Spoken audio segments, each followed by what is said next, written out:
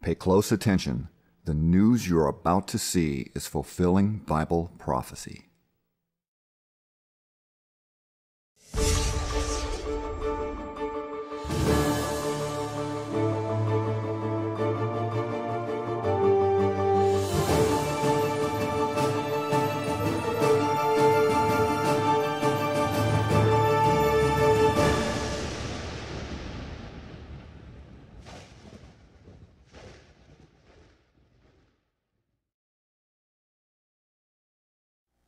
Welcome to another edition of YPN News, bringing you the news that relates to Bible prophecy and foretold by Yishra Hawkins. Well, in the news this week, we have the country of Brazil being offered to join the oil cartel, better known as OPEC. Also, a few comments, an interview that was done with Syrian President Bashar al-Assad, and he mentioned what he considers the almost as the red line, what it would take for his country to go to war if another country did made certain moves. And also he commented on the U.S. And their moves recently in getting rid of the ISIS leader, al-Baghdadi. And then also Russia, Turkey, and Iran have several meetings and discuss issues like Syria. So these stories and many more. But first, California is on fire. Now, bracing themselves for some of the strongest winds of the season, over 26 million people are under red flag warnings in California and neighboring states as well. Now, there are already 5 active fires in the state, but the major concern right now is Northern California, where the winds are whipping up again. So far, more than 200,000 people have been evacuated from their homes in wine country. For 6 days, Sonoma County has been on fire. Firefighting crews work to keep flames at bay and guard more homes that are at risk due to extremely high conditions. Well, Fire Captain Adam Mitchell painted a bleak picture for California community, explaining that the environment is in a critically dry state. And this, of course, is presenting a large amount of fuel that can cause fires to be, quote, erratic and dangerous. Already 124 homes and other buildings have been consumed by the fires, and there are more problems. Now, thick smoke covering areas where fires have broken out have officials calling the air quality very unhealthy and say it could rise to hazardous levels. Now, another issue is the effect the fires and the threat of them has had on the state's tourism. California's wine country alone brings in $2.2 billion annually for the industry, but right now, towns in the area are deserted at the peak of the season. That's going to hurt. Well, the finger is being pointed at PG&E, which is California's largest utility company. They believe 2 of the most recent fires near San Francisco were started due to their own electrical malfunctions. To prevent more fires from starting, PG&E said that they're working on shutting off power to approximately 3 million people over the next few days. Wow. Well, meanwhile, residents who still have homes are frustrated because food is going bad in their refrigerators and things like phone services are not working, so they can't get in touch with loved ones. Now, as the winds continue to pick up, officials warn the severe dry conditions make for high fire hazards. Now, the state hasn't received a significant rainfall in about 6 months, making it incredibly vulnerable. Well, Brazilian President Jair Bolsonaro has expressed that his country is definitely interested in becoming a member of OPEC. Well, this news comes after Bolsonaro met with the Saudi Crown Prince Mohammed bin Salman and other Saudi officials this week. During the meeting, the Saudis unofficially opened the door to invite Brazil to join the oil cartel. Well, if Brazil does indeed join OPEC, it would be the biggest development for the organization in years. But why would they want a major oil supplier like Brazil to join when the market is already flooded with that oil surplus? Well, Brazil is in the middle of a huge auction of its oil rights, which would no doubt boost output into the oil market even more. Well, one reason for the overabundance of oil flooding the market right now is due to the non-OPEC members like the United States and Russia overproducing. So with Brazil now discovering very large oil reserves, larger than some of the current OPEC members, the oil cartel fears an even greater imbalance of supply and demand and low oil prices. Well, if Brazil would join OPEC, it would likely require Brazil to limit their oil production, stabilizing the supply and prices. Well, Brazil's current output is far above most OPEC members, such as Congo and Equatorial Guinea. Now, recently, some of Brazil's oil fields produced a record 3.1 million barrels a day, and that would put them as the third largest producer after Saudi Arabia and Iraq, now pumping out the equivalent of 10% of the cartel's current production. So while this could be a great development for OPEC, it is very bad timing for some of the world's largest oil companies like ExxonMobil and Shell, who have planned to compete for the Brazilian oil at the November 6th auction. Well, these companies view Brazil as one of the few places in the world with low-cost oil open to the free market and to private investors like themselves. So the auction could result in the highest sales ever as companies contend for the country's oil-rich reserves. Well, for years now, Brazil has been moving towards free enterprise, and so oil companies like Petrobras have rejected the idea of joining OPEC.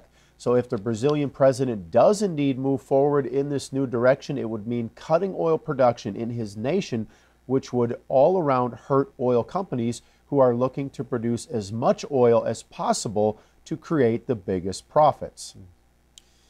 And moving across the globe to North Korea, we have learned last night that the country launched 2 unidentified projectiles in a new military test. According to reports from South Korea military officials, the objects, were fired into the waters between South Korea and Japan. Well, no reports have come forth from North Korea itself, and at this point, it is unclear whether they are artillery rockets or ballistic missiles. Well, there is concern rising over the test because it is the second of its kind conducted by North Korea this month alone. Now, meanwhile, talks between the nuclear talks that are between the White House and Pyongyang are basically at a deadlock.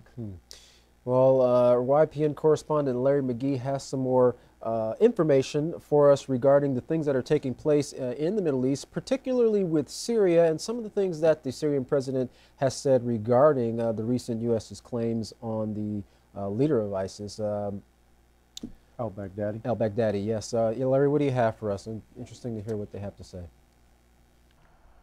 Though Israeli diplomat Benjamin Netanyahu is in his last days as the country's prime minister, he is nonetheless still very active as an influencer and leader in the nation.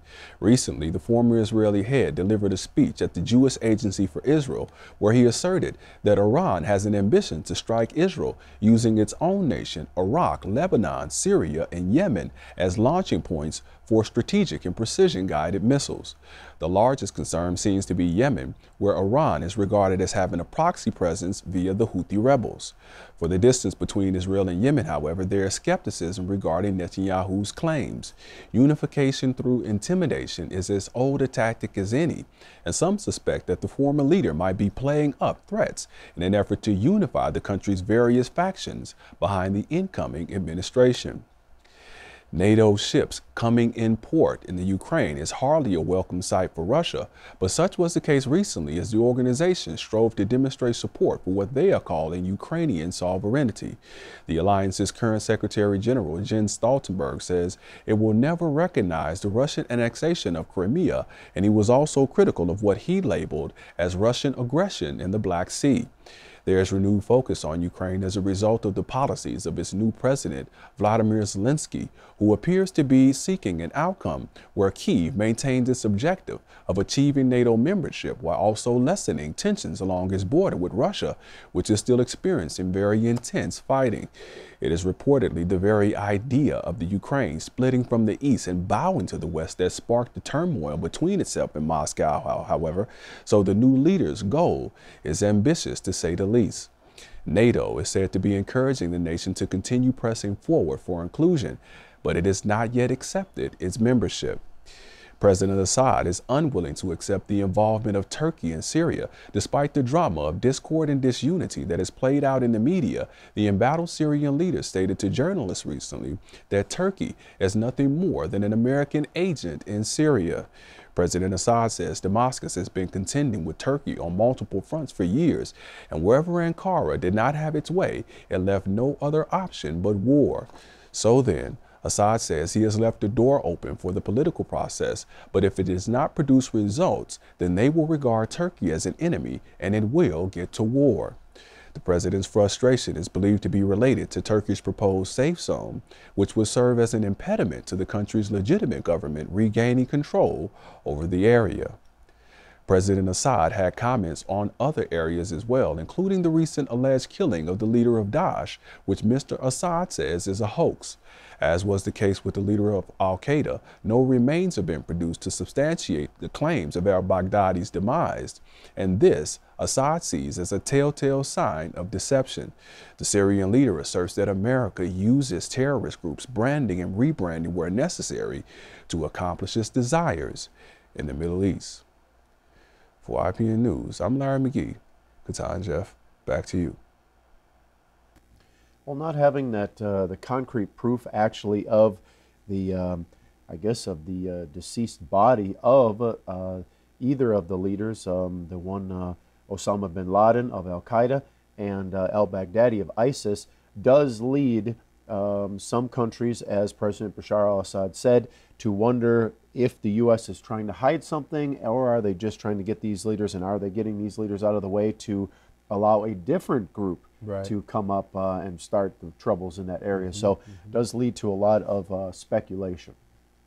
Well, Iran, Russia, and Turkey has said that Syria's Constitutional Committee must work independently from any foreign intervention to gain maximum support from the Syrian people. Now, Russian Foreign Minister Sergei Lavrov said that the committee should work without any artificial time schedule and should be based on broad consensus. Now, that was part of a joint statement read by Mr. Lavrov on behalf of Russia, Turkey, and Iran at a meeting in Geneva. Now, he also said that Iran, Russia, and Turkey are ready to cooperate with UN Special Envoy for Syria to facilitate the work of the Constitutional Committee. That's right. He also denounced the presence of U.S. troops in Syrian oil fields as illegal. Iran's foreign minister stressed that there's no military solution to the crisis in Syria, stating that for 8.5 years, the people of Syria have suffered great loss because there was no consensus on a self-evident truth, and that is that there is no military solution to the crisis to Syria, and that he said we need a political solution instead. Well, he also said that the work of the Constitution is not the end, but the beginning of the peace process in Syria, and the decisions made by the committee must be agreeable to the people of Syria. Well, the Turkish foreign minister called for a dialogue between the Syrian government and the opposition. He also said that Turkey respects Syria's sovereignty, but will spare no attempt to protect its own land from the threat of terrorists there. Well, Russia and Turkey are getting ready for joint patrols in Syria amid the already heavy military presence there. That along with the UN Syrian envoy, which is preparing for talks in Geneva. Russia, Turkey, and Iranian leaders met to discuss the Syrian constitution October 30th. Now, President Trump had announced for the leaving of U.S. troops from the region, but recently said that they will be returning not to support Kurdish allies, but to secure the oil. Well, U.S. proclaimed oil fields needed protection from ISIS, a move Sergei Lavrov called arrogant, accusing Washington of illegal action. Well, Lavrov said the actions of the U.S. are illegal according to international law, and that the U.S.-led coalition is there illegally and against the will of the government of Damascus. Now, the U.S. made a statement that it was staying in Syria days after it made an announcement that it was pulling out, and even those who left Iraq are coming back to save the oil fields from ISIL, which looks like a pretext to me, he said, especially since the U.S. said back in March that ISIL had been defeated. Well, the three leaders released a joint statement saying that they would respect Syria's territorial integrity and that political unity must be governed by compromise and without foreign interference, allowing Syria to be Syria-owned and Syrian-led. Well, Iranian Foreign Minister Javad Zarif said, "It's important that all of us insist on the territorial integrity of Syria, and we believe that the territory of Syria must be controlled by the Syrian government, and the military and armed forces in Syria. They're the ones that should be responsible for providing security to Syria and to the neighbors of Syria. Well, the Syrian Constitutional Committee consists of 150 members, including government delegates, Syrian opposition, and civilian representatives, and 30% of them are women. Now, this in the heels of Turkey and Russia agreeing to begin patrols in northern Syria to ensure safety in the region. And this after a meeting of the two leaders of the two countries where Putin and Erdogan signed a memorandum of understanding. Well, regarding the U.S. staying a little longer in the country of Syria, Iranian Foreign Minister lightheartedly said, "It seems as though the United States is staying to protect the oil." Well, laughingly, he continued, "At least President Trump is honest to say what the United States intends to do." President Trump announced that he's going to let U.S. companies profit from the Syrian oil that is being protected by U.S. troops. Well, this is contradicting his rhetoric that he's trying to get the U.S. out of the endless wars that have been started. Well, lastly, let's take a look at a video of this very topic regarding the U.S. military presence in Syria and the ultimate goal.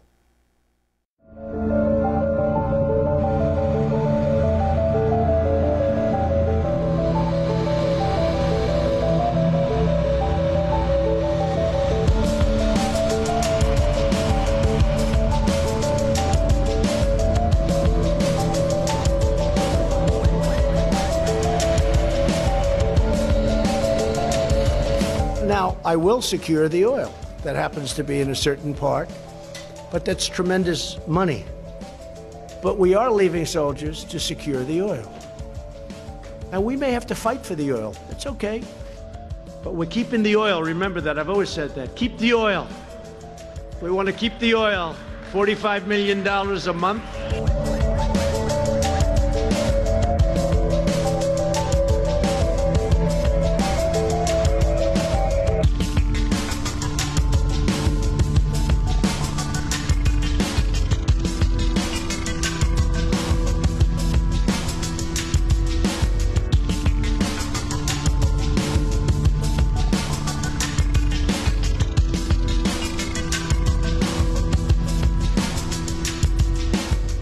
First using Western-backed Daesh to take control of these resources, American troops are now replacing their mercenaries under the pretext of driving Daesh terrorists out of the region. This narrative is being fed to Western news viewers as a justification for pillaging Syria's resources.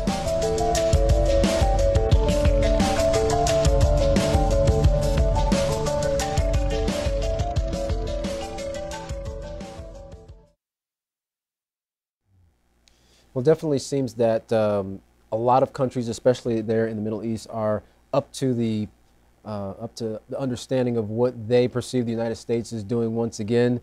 Not protecting from terrorists or anything like that, but really their focus and their main goal is on the oil. And many leaders have said once again, like the Iranian foreign minister, well, it's basically about time the United States is telling the truth about what their intentions are. And that's pretty frustrating to a lot of countries because they don't, they only see themselves in the eyes of the U.S. as valued not by the lives of the people or human rights, but by the value of the oil that's underneath their territory. So yeah, and these countries, Russia, Iran, even Turkey, when they got together and they said that really Syria should be respected, their constitution, the people should be deciding, and the borders of Syria should be respected. And that really is those countries coming to the aid of Syria, saying, as you mentioned there, the U.S. doesn't need to meddle in these people's business, and it is about the oil. As we've mentioned, as President Trump himself has mentioned, we're staying here to protect the oil. And then he even went further and said, we're going to decide what gets done with the oil, almost as if he was claiming it as already belonging to the U.S. when it's still in the country of Syria. Yeah, that's kind of equivalent to someone coming into your house and saying, hey, we're going to force our way in here to protect your belongings, but we're going to decide who gets to profit off your belongings, who gets to eat your food and everything. So it's pretty frustrating, and I can kind of see where these foreign leaders are kind of at a loss for what to do. What do you do when the big brother of the world kind of bullies their way into a country and starts taking the oil? I mean, no one wants to start a war with the United States, but more and more countries are banding together and saying, hey, look, if we're going to do this, we're going to work together and we'll militarily work against the United States. And so we know that that is not bringing peace. And of course, as the leader of Iran said, foreign leader of Iran, minister of Iran said, there is no military solution, instead a political solution. Well, to all these problems we see taking place in the world today, what will really help is a peaceful solution. Well, to find out more about a peaceful solution, contact the House of Yahweh. And when you do contact the House of Yahweh, don't forget to request your free copies of the Prophetic Word magazine and the monthly newsletter. Here's how. To contact the House of Yahweh, you can write them at the House of Yahweh, P.O. Box 2498, Abilene, Texas 79604. You can call them at 1-800-613-9494. Visit them on any of their websites by going to yahweh.com, YeshuaHawkins.com, or Yahweh'sBranch.com. You can also visit our website by going to YPNnews.com. If you would like to email the House of Yahweh, you can do so by emailing info@yahweh.com. For any international calls, you can call the number that's on your screen now. And once again, if you have not yet looked at the two Bible study tools that are guaranteed to enlighten you with hours of information on the Holy Scriptures and the definitions of words and so forth, go to YisraelSays.com to learn more, and AskYisrael.com. Well, stay tuned. Another informative message from Yisrael Hawkins. From all of us here at YPN News, I'm Katan Alexander. And I'm Jeffrey Heimerman. Thank you for watching.